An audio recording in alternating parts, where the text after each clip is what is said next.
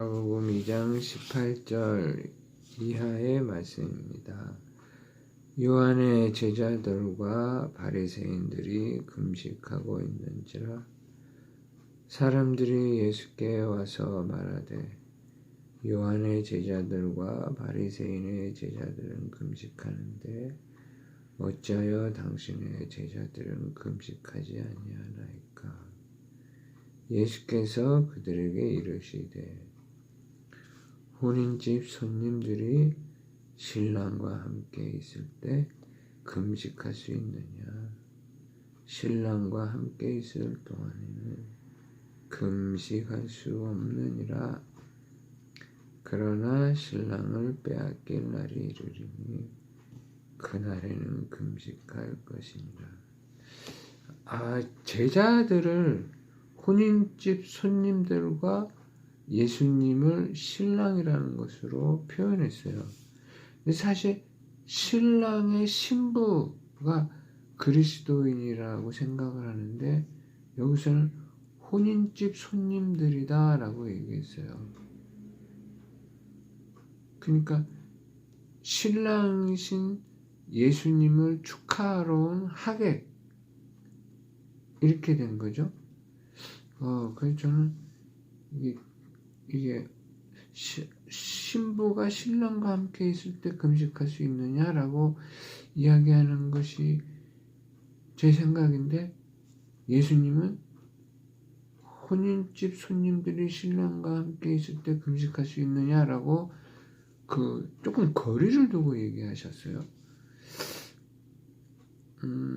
그래서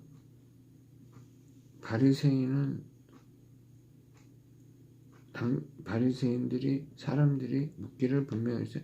당신의 제자들은 금식하지 않습니까? 했을 때 그 제자들을 혼인집 손님들이라는 말로 표현을 했어요. 그래서 이게 왜 이렇게 하셨을까 하는 것을 생각을 하고 잘 모릅니다. 그러나 신랑을 빼앗길 날이 이르리니 그날에는 금식할 것이니라. 신랑을 빼앗긴다라고 얘기했어요. 예수님이 십자가에 달려 돌아가신 그 이후를 말씀하시는 것 같아요. 생배의 조각을 낡은 옷에 붙이는 자가 없다. 만일 그렇게 하면 기운 새 것이 낡은 그것을 당기어 헤어짐이 더하게 된다. 새 포도주를 낡은 가죽 부대에 넣는 자가 없다. 만일 그렇게 하면 새 포도주가 부대를 터뜨려 포도주와 부대를 버리게 되리라. 오직 새 포도주는 새 부대에 넣느니라. 여러분, 포도주를 부대에 넣으면 새 포도주는 새 부대에 넣어야 돼요. 왜냐하면 그 안에서 발효가 되잖아요. 그래서 가스도 생기고 그러기 때문에 낡은 가죽 부대는 그거를 이기지 못해서 터져요. 그래서 새 포도주는 새 부대에 넣는다라고 말씀하셨어요. 그래서 그 사람들이 그 요한의 제자들과 바리새인들이 하는 금식을 예수님은 낡은 것을 옛 것으로 그러니까 낡은 것으로 얘기하시고 예수님이 하시는 모든 삶의 방식들 이런 것은 그 새 포도주라는 말로 이렇게 구분을 지어 주셨어요. 그래서 이때부터 바리새인들과 예수님과의 그 갈등이 시작이 되는 거라고 생각을 합니다. 그러니까 바리새인들은 옛 것을 이제 지키고 그것대로 살려고 그렇게 이제 해서 의식과 예식과 형식이 계속 이렇게 올라왔지만 예수님은 오셔서 그것들이 하나님께로 가는 것을 방해하고 막고 하는 것을 아시고 새롭게 이제 오셔서 새로운 말씀하심으로 그 하나님께 나아가는 길을 바르게 정리하시는 그 일을 또한 시작을 하시는 거죠. 안식일에 예수께서 밀밭 사이로 지나가실새 그의 제자들이 길을 열며 이삭을 자르니 바리새인들이 예수께 말하되 보시오 저들이 어찌하여 안식일에 하지 못할 일을 하나이까. 예수께서 이르시되 다윗이 자기와 및 함께한 자들이 먹을 것이 없어 시장할 때 한 일을 잊지 못하였느냐.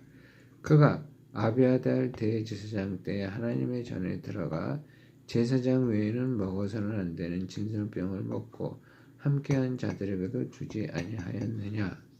이게 무슨 사건이냐면 다윗이 그 사울 왕한테 쫓길 때에 쫓기니까 당연히 먹을 것도 부족하고 그렇겠죠. 그때 아비아달 제사장이 있는 그 전에 가서 먹을 걸로 달라고 그래요. 그러니까 아비아달이 그 제사 그 진설되어 있는 떡을 그들에게 주었어요. 그것을 이야기하는 거죠. 이르시되 안식일이 사람을 위하여 있는 것이요 사람이 안식일을 위하여 있는 것이 아니니 이러므로 인자는 안식일에도 주인이다. 여러분 여기서 정말로 중요한 관점이 여기에 있어요. 안식일이 사람을 위하여 있는 것이다. 사람이 안식일을 위하여 있는 것이 아니다. 이게 바뀌었다는 거예요. 네? 무엇이 선이고 무엇이 후인가가 바뀌었다는 것을 예수님이 얘기하시는 거예요. 예수님이 이 18절에서부터 쭉 하시는 것이 무엇이냐면 주가 사람을 위하여 있는 거다 이거예요. 주가 사람을 위하여 있는 거지 안식일처럼 안식일을 위하여 사람이 있는 것이 아니다라는 거예요. 사람이 있고 안식일이 있는 것이다. 이 속에는 무엇이 있어요? 하나님께서 사람을 사랑하시는 사람을 어떻게 생각하시는 건지 어떻게 생각하는 마음이 그대로 표현이 되어 있는 거예요. 그래서 28절에 보면 인자는 안식일에도 주인이다 그래요. 그래서 안식일이 있고 사람이 있는 것이 아니고 사람이 있고 안식일이 있는 거예요. 그것처럼 하나님이 계시고 사람이 있는 거예요. 사람이 있고 하나님이 있는 게 아닙니다. 하나님이 사람을 창조하셨고 사람이 하나님께 경배하는 거예요. 사람이 하나님을 임의로 만들어서 자기 마음대로 생각대로 하나님을 경배하는 것이 아니에요. 하나님이 사람을 지으셨고 하나님이 그 사람들에게 하나님이 원하시는 방법대로 원하시는 뜻대로 사람이 하나님을 향하기를 원하시는 거예요. 이것이 예수님이 이 땅에 오셔서 우리들에게 분명히 가르치시는 거예요. 너희가 너희 방식대로 하나님을 섬기지 마라. 하나님이 원하시는 방식 곧 구약 성경에 기록되어 있고 또 예수님이 말씀하신 것처럼 마음을 다하고 뜻을 다하고 힘을 다하여 하나님을 섬기고 내 이웃을 내 몸과 같이 사랑하라는 그 뜻대로 행하라는 거예요. 그렇게 살지 않으니까 그렇게 하지 않으니까 예수님이 오셔서 다시 이렇게 정리를 해주시고 그 정리하시는 것을 사람들에게 말씀하시는 거예요. 그래서 예수님이 우리에게 회개하라는 거예요. 3장에 보면 예수께서 다시 회당에 들어가시니 한쪽 손 마른 사람이 거기 있는지라. 사람들이 예수를 고발하려 하여 안식일에 그 사람을 고치시는가 주시하고 있거늘. 이 사람들의 속이 또 뭐예요? 이 사람들도 역시 사람이 안식일을 위하여 있는 것이라 생각하는 부류죠. 그 부류들이 과연 저 사람이 안식일을 범하는가 범하지 않는가를 쳐다보고 있는 거예요. 참 비겁하죠. 그럴 바에야 예수님 안식일에는 병 고치는 것을 하지 마십시오.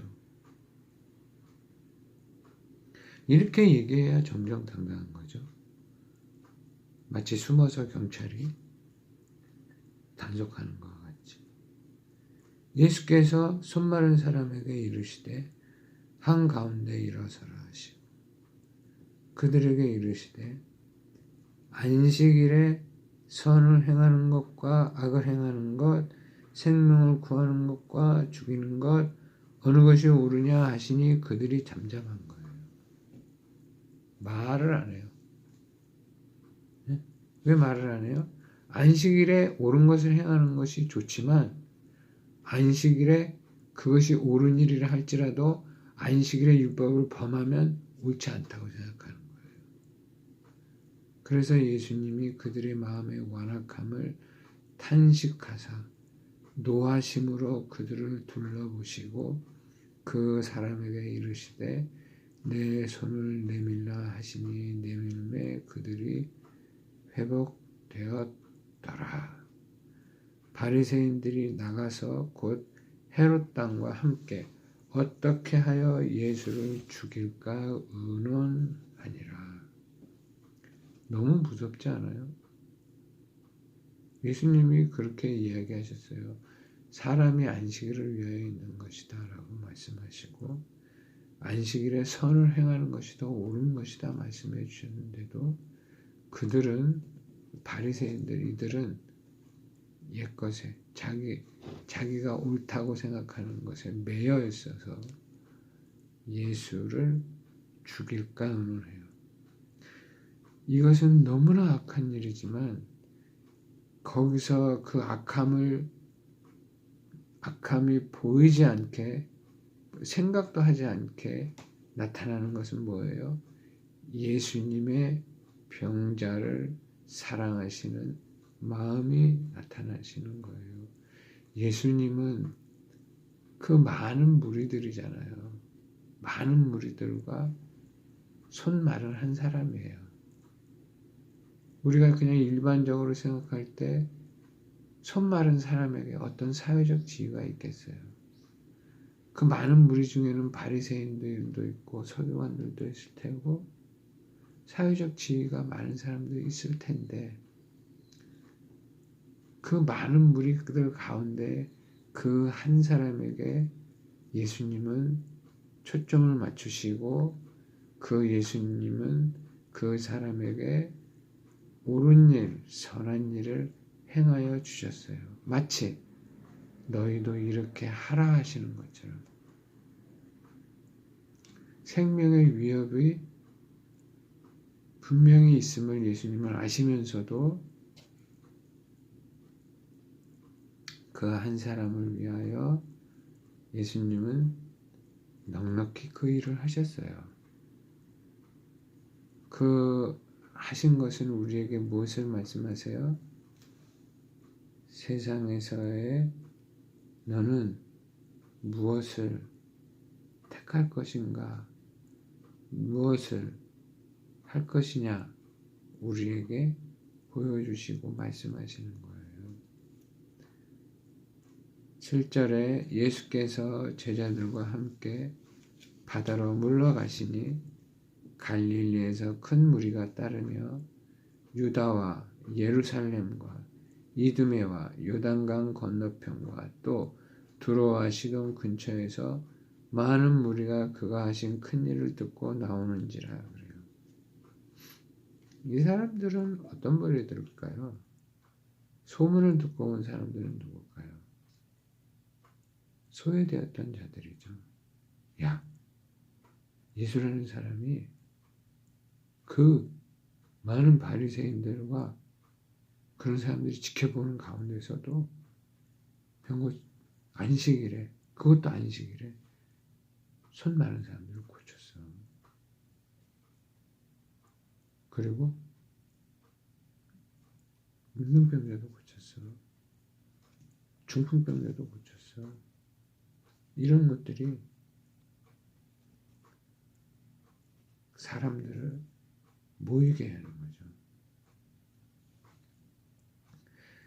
많은 무리가 그가 하신 큰 일을 듣고 나오는지라.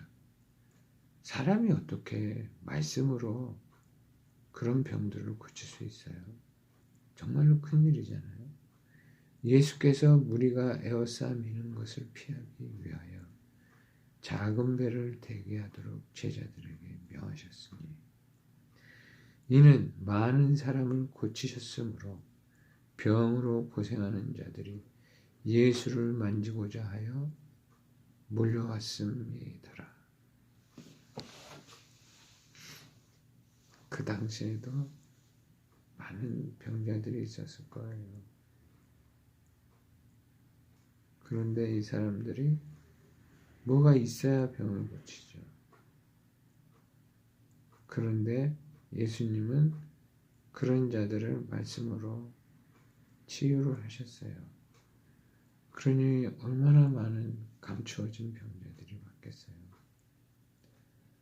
더러운 귀신들도 어느 때든지 예수를 보면 그 앞에 엎드려 부르짖어 이르되 당신은 하나님의 아들이나 하니 예수께서 자기를 나타내지 말라고 많이 경고하시니라.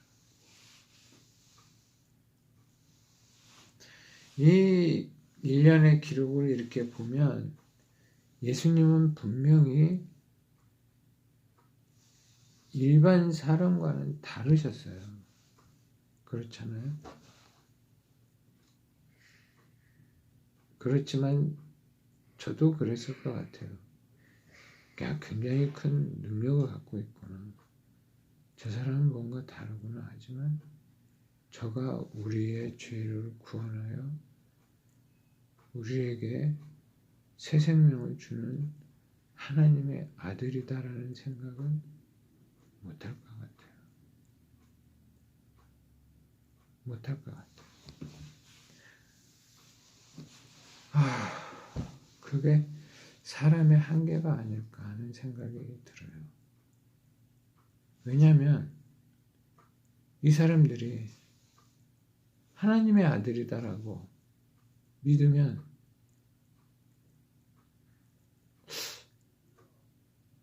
좀 다르게 기록이 되지 않았을까 하는 생각이 들어요. 여기 사람들의 목적은 단 한 가지예요. 예수님이 주신 능력으로 내가 병에서 회복되는 것. 이 3장까지 보면은 사람들이 와서 내가 어떻게 해야 구원을 얻으리까 하는 말씀은 없어요.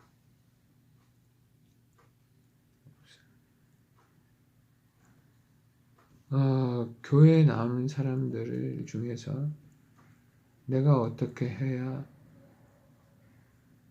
하나님의 자녀가 되고 내가 어떻게 해야 구원을 얻을 수 있습니까 하고 요한복음에 나오는 그 바리새인처럼 남은 사람이 얼마나 될까요?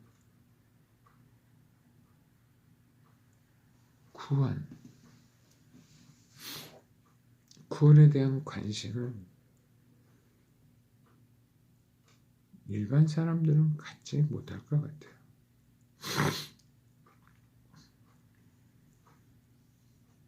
구원이라는 것은 정말로 신비한 거야.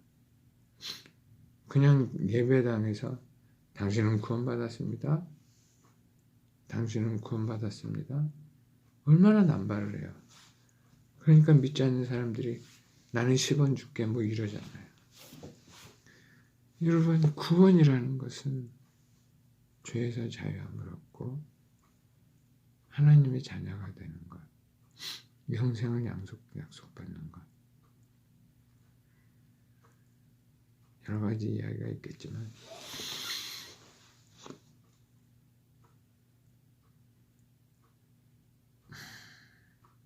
구원은 오직 하나님께서 택하신 자들에게만 주어지는 거예요.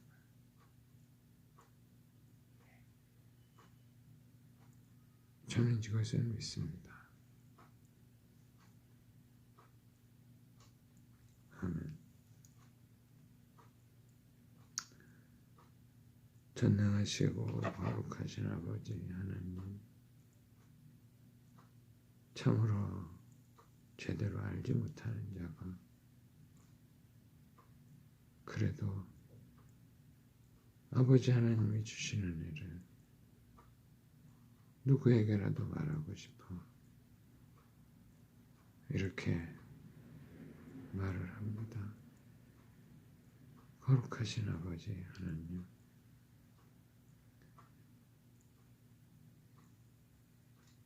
인생들을 불쌍히 여기시사 저희들에게 구원의 은혜를 알아갈 수 있는 은혜를 주시옵소서. 병 고치는 것, 부자 되는 것, 이런 것이 구원과 아무런 상관이 없는 것을 우리로 알게 하여 주옵소서. 우리 주께서 이렇게 큰 일을 하시고 병을 고치시는 것은 아버지 하나님께서 인생들을 얼마나 불쌍히 여기시는 것을 보이시고 또 그들에게 구원에 관하여 관심을 갖게 하시고 알게 하시려고 하신 것이 아닌가 생각합니다.